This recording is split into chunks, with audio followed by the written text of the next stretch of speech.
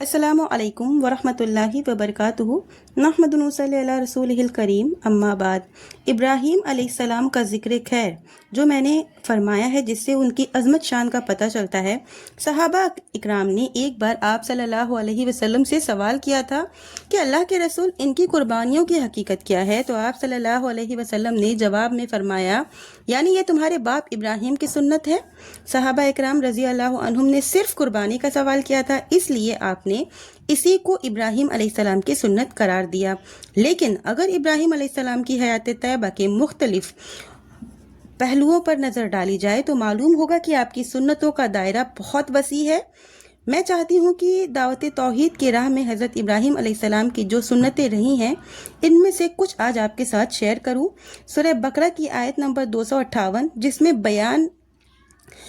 جس کا بیان ابھی میں کروں گی۔ اس آیت کی تفسیر میں حافظ ابن کثیر رحمۃ اللہ نے مجاہد کا ایک قول نقل کیا ہے۔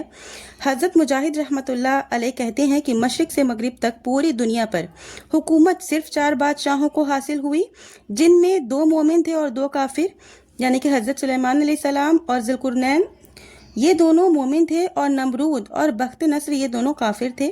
معاشرے کا تجربہ بتا رہا ہے کہ گاؤں اور محلے کے جو سیٹھ لوگ ہوتے ہیں، ان کی چاپلوسی میں لوگ لگے رہتے ہیں۔ ان کے منہ سے اگر کوئی غلط بات نکل بھی جاتی ہے تو وہ پوری کوشش کرتے ہیں کہ اس کو صحیح ثابت کر دیا جائے۔ اب آپ سوچئے کہ ان کے خلاف بولنے کی کس کو ہمت ہوگی؟ پس منظر میں آپ سوچئے کہ حاکموں اور بادشاہوں کی مخالفت کا تصور کوئی کر سکتا ہے؟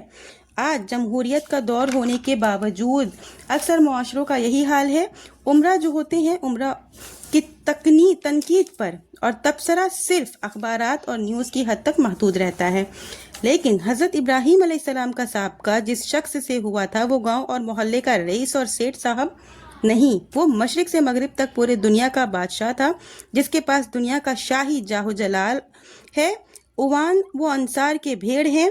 دوسری طرف صرف اللہ پر ایمان، ابراہیم علیہ السلام کے پاس جو تھی وہ تھی اللہ پر ایمان کی قوت اور اللہ پر توکل۔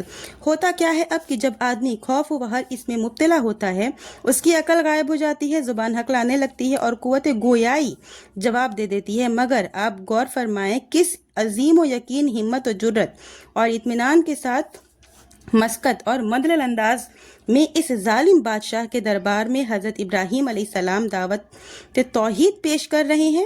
نہ زبان لڑکھڑا رہی ہے، نہ پاؤں کانپ رہے ہیں۔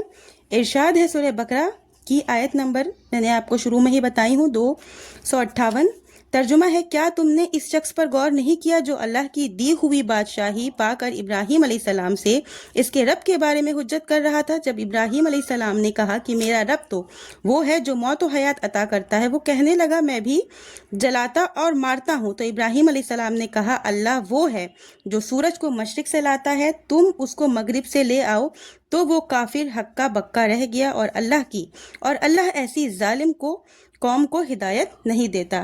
اس آیت کریمہ سے یہ ثابت ہو رہا ہے کہ فرعون کی طرح نمرود بھی اپنی الوہیت کا دعویٰ کرتا تھا۔ حضرت ابراہیم علیہ السلام اس کے دعوے کی تردید اور اللہ کی الوہیت کا اس بات کر رہے ہیں۔ دلیل اس پر ہے کہ ہمارا معبود وہ ہوگا جو اپنی قدرت کا معاملے میں اختیار رکھتا ہو، جس میں کسی کی مداخلت کی گنجائش ہی نہ ہو۔ اس لیے ابراہیم علیہ السلام نے پہلے دلیل میں اماتت اور احیا کو پیش کیا، لیکن بادشاہ نہایت ہی بے وقوف تھا۔ اس بنا پر اس نے کہہ دیا کہ مارنا اور جلانا تو میرے ہاتھ میں بھی ہے، میں جسے چاہا مار سکتا ہوں اور جسے چاہے جلا سکتا ہوں، کیونکہ میں بادشاہ ہوں۔ اس کی بے وقوفی والی دلیل سن کر ابراہیم علیہ السلام نے کہا، یہ ایسے نہیں سمجھے گا۔ اچھا ٹھیک ہے، اگر موت اور حیات کا اختیار تمہارے ہاتھ میں ہے اور تم خدا ہو، تو کائنات کے دوسرے امور میں بھی تم کو اختیار حاصل ہوگا۔